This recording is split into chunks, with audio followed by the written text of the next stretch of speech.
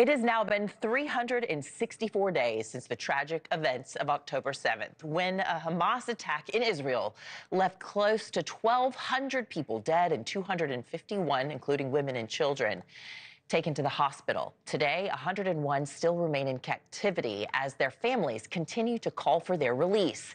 One of those still waiting to be reunited with her loved one is Aviva Siegel. Aviva is a former hostage herself. She was taken into captivity on October 7th along with her husband, Keith. Aviva was released last November, her husband still being held captive.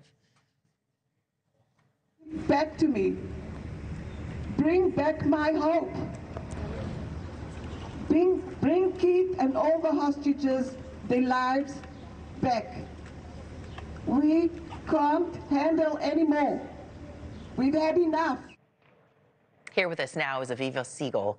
Thank you so much for joining us today. I can't imagine what you have gone through and what tomorrow will mean for you. How are you holding up? How's your family today? It's very, very difficult for all of us. We really just can't believe that a year's passed and Keith and the hostages are still thrown on a filthy, dirty mattress underneath the ground and can hardly breathe. It's just becoming sore all over my body, and just the worst thing that could ever happen for me to think about Keith there for a year. No one could have predicted the atrocities of October the 7th. You know, you're at this peaceful music festival, you're out there, it's a joyous occasion for a while, and then things turn to a terrible direction. Can you walk us through your experience that day? Well, Keith and I were taken with our pajamas. At 6:30 in the morning, the alarm started, the first one, and we ran to our little shelter and we hid inside. We thought that we were protected, but we weren't. When the Hamas terrorists started shooting our house and walking inside and opening the door in such an easy way, I didn't even feel my body. I was in a complete and utterly hysteria. Keith, what saved us, put his head on his knees and his hands on his head, and they didn't kill us because of that, because my whole neighborhood is all killed or kidnapped. So it was the worst experience. I just can't believe it. And till now that Keith and the hostages are still in Gaza, thrown underneath the ground with no human rights. I remember being with Keith while my back was caught and Keith's back was caught, and we couldn't even move because they didn't let us move. We just had to lie down or sit down on a hard, dirty mattress for days and keep quiet, and being starved. So many times they just ate in front of us while they starved us and didn't bring us any water to drink. We had to beg for a sip of water, and we were taken underneath the ground, 40 meters underneath the ground, and I was sure that I'm going to die. And I was sure that Keith is going to die. I just prayed that Keith will survive and that I'll die before Keith. Oh. It was just too hard for me.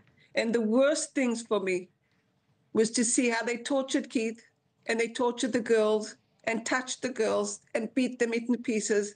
I had to keep quiet. I wasn't allowed to show anybody that I was sad or cry. I had to hide myself crying. And I wanted to scream and help them while I couldn't. It's reminding us why tomorrow is such an important day, and why, unfortunately, synagogues across the United States, even here, are on high alert, hoping that nothing bad happens in Israel or here, while Israel's essentially on fire today. You knowing that your neighbors were either kidnapped or killed as well. I mean, it's just horrific. Tell us a little bit more about your husband, Keith. What do you want the world to know about him? What do you want to remember about him? All the awful stuff you just told us, that's not what you remember, although it's seared in your memory. What do you want people to know about him?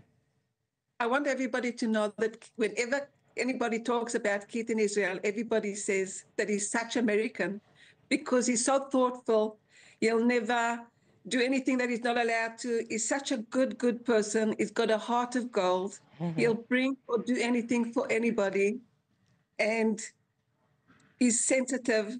He's just the most sensitive person that I've ever met. He's funny.